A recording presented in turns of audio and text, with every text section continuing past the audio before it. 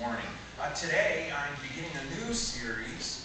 We are going to look at the story of Saul, the first king of Israel.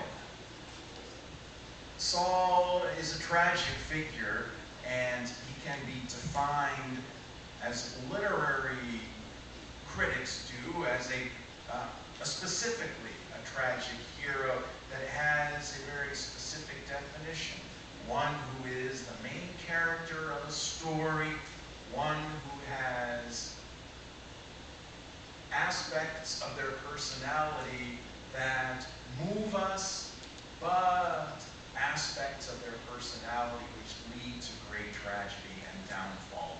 So we're going to learn about Saul. We're going to see how the story of this man long, long ago is not just a figure from the history of Israel, but is one from whom we can learn even now, even today.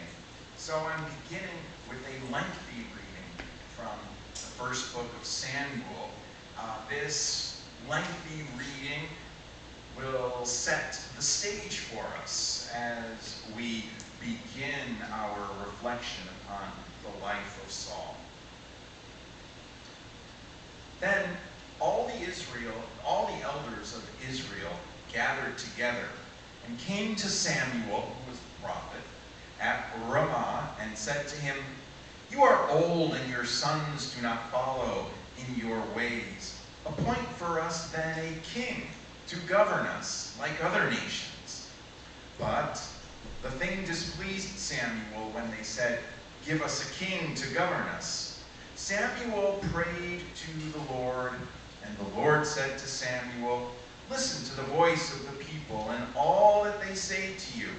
For they have not rejected you, but they have rejected me from being king over them, just as they have done to me from the day I brought them up out of Egypt to this day, forsaking me and serving other gods. So also they are doing to you.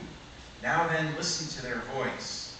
Only you shall solemnly warn them and show them the ways of the king who shall reign over them."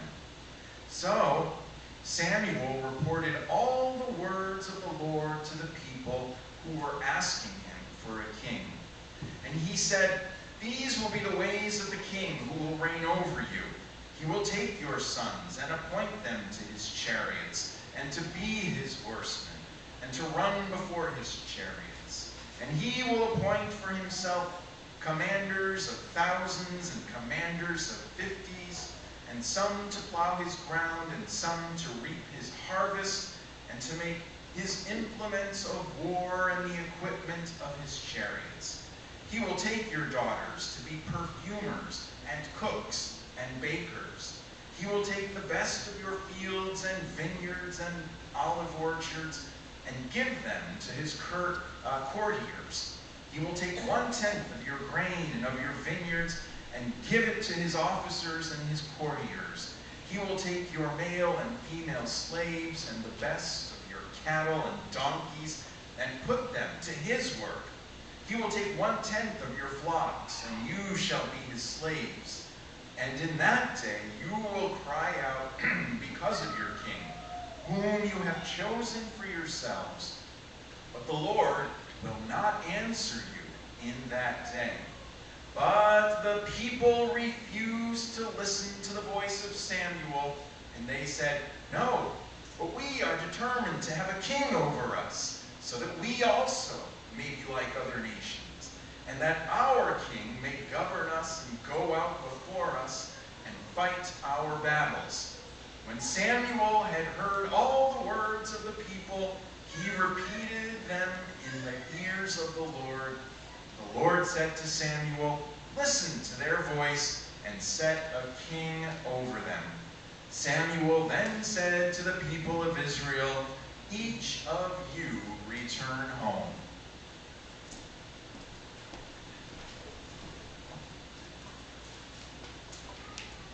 Yes, that was a lengthy reading to set the stage for us as we seek to answer the question, why a king? desire a king. I think you know that expression, the grass is always greener on the other side. Are you familiar with that expression? George, George, what does that mean? The grass is always greener. You are nodding your head. What does it mean? You want to think about it for a minute? Okay. When you are ready, just raise your hand. The grass is always greener on the other side. I'm sorry, Mama, sir? The grass is always green on the other side. On the other side. That's right. We have that idea. We have that sort of illusion. Yeah. We have that, I don't even know what exactly you would call it. It's a restlessness within us. We want what we don't have. And we think that what others have is better than what we have. We desire the wealth, perhaps, of our neighbor.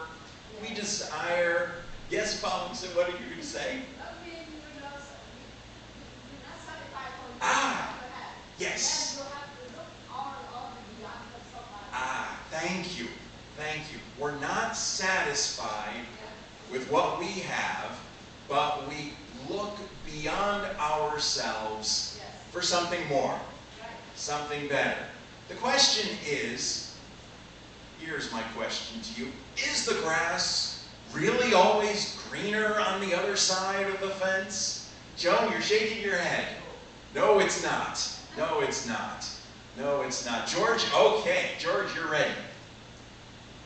Well, depends on what side you want to jump on, but sometimes it can be real good or negative, but I like the side when it's greener because of what could happen for us. The light, what goes good for light. Okay. So there's, what George is saying, there's a risk. You don't really know what's on the other side of the fence. It might be greener, right, George? Or maybe it's not. That's a very good point. It's risky to jump that fence. It's risky.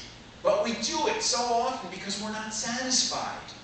Just like Bob Mixo said, we're not satisfied. We think that there is something more, that there is something better. We look around in the world and we see what others have, and it seems like, if only I had that, my life would be better. If only I had that, I would feel this great satisfaction. I would feel at peace. I would feel pleased because I knew I was just like the people on the other side of the fence. Now, keeping that in mind, this idea, this restlessness, this hankering, that is what is plaguing the people of Israel in our reading this morning. Israel had a prophet, Samuel, like Moses before him. The prophet Samuel was able to converse with God. Samuel would speak to God, and amazingly, God would speak back, and Samuel would relay the words of God to the people so that their lives might be fruitful, so that they might live faithfully. They had a prophet. It's really quite remarkable. But when the people of Israel looked around, what did they see? They saw nations that had kings, and they thought, wow, I bet life with a king would be a whole lot better. They didn't really, in a sense, know if it would be better, but they wanted to be like the other nations. They wanted to have what the other nations had. And so, the people go to Samuel and they say, yeah, we have you, a prophet, but the other nations have a king. And we'd like a king too. Samuel, you can imagine how he was feeling. Perhaps he is frustrated. He's probably angry. He probably has a sense that the people really don't know what they are asking for. Samuel feels rejected. So he goes to God and he says to the Lord, the people want a king. They've got me, a prophet. They want a king. But it's so interesting. that God then says to Samuel, oh, Samuel, they're not rejecting you. They're actually rejecting me. They are rejecting me, and they want to go their separate ways. They want to leave me. They want to be like the other nations, not only having a king, but probably having all the other gods that the other nations worship. So, the Lord says to Samuel, okay, go and tell the people what it's going to be like if they have a king. And you heard that long description. Samuel goes and he tells them, the king, he is going to take your young men and he's going to make them his soldiers. He's going to seize your young women and make them women of his court. He's going to take your land, your fields, your olive orchards. He is going to take all of these things and claim them for himself. Because as a king, he's got that power. So Samuel warns the people. He tells them, this is what's going to happen if you choose a king. But what do the people say? This is the perhaps the most startling point in the reading. Samuel warns the people. He tells them what life will be like with a king.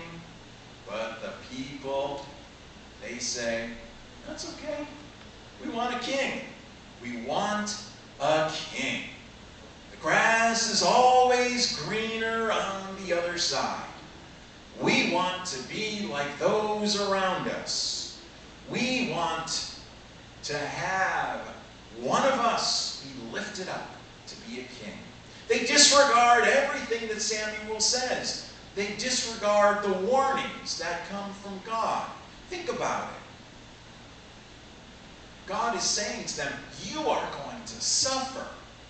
You are really going to suffer if you have a king.